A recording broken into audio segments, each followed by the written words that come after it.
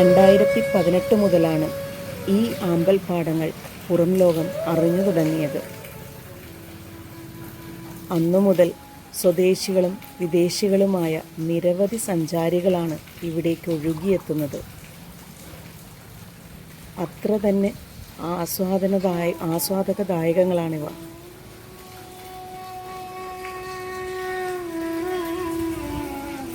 ഇതിലൂടെയുള്ള തോണിയാത്ര മനസ്സിന് ഉന്മേഷവും സന്തോഷവും പകരുന്നു.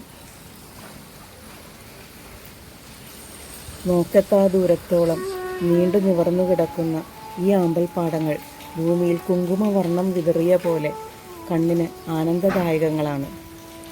സായാഹ്നങ്ങളിൽ സൂര്യാസ്തമയവും നമുക്ക് ഇവിടെ ദർശിക്കാവുന്നതാണ്.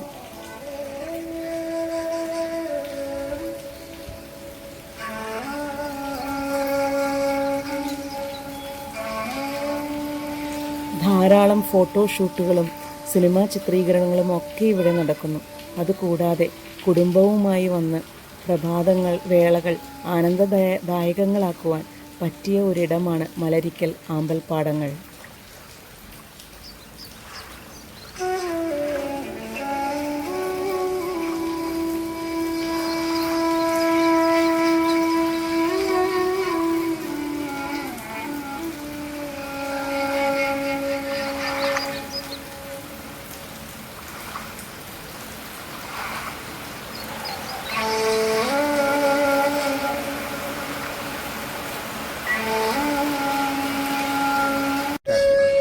വൈക്കം വരെ വരുവാൻ എല്ലാവർക്കും അറിയാലോ. വൈക്കം ക്ഷേത്രം പ്രസിദ്ധമാണ് അല്ലേ? അപ്പോൾ വൈക്കം വെച്ചൂർ റോഡ് വഴി നിങ്ങൾ വരിക. അതവിടെ നിന്ന് നേരെ വരുമ്പോൾ നമുക്കുള്ള കുമരകം എത്തും. കുമരകം എത്തിക്കഴിഞ്ഞാൽ പിന്നെ എത്തുന്നത് ഇല്ലിക്കൽ. ഇല്ലിക്കലിൽ നിന്ന് റൈറ്റ് ടേൺ ചെയ്ത് നേരെ വന്നു കഴിഞ്ഞാൽ നമുക്ക് ഈ ആമ്പൽപ്പാടത്ത് എത്താം.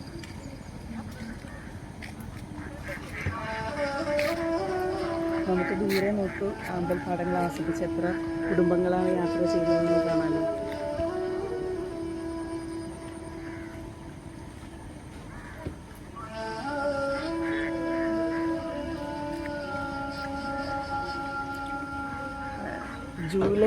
ജൂൺ ജൂലൈ മാസങ്ങളിലാണ് ഇതിൻ്റെ സീസൺ വരുന്നത്. അത് കഴിഞ്ഞ് ഓഗസ്റ്റ് സെപ്റ്റംബറൊക്കെ ആകുമ്പോഴത്തേക്കും അവർ കൃഷി ഇറക്കാനുള്ള സജ്ജീകരണങ്ങളാവും. അപ്പോൾ ആമ്പലുകൾ ഉണ്ടാവില്ല. നിങ്ങൾ വരുവാണെങ്കിൽ ജൂലൈ ഓഗസ്റ്റ് മാസങ്ങളിലായിട്ട് വരുവാനായിട്ട് ശ്രദ്ധിക്കുക.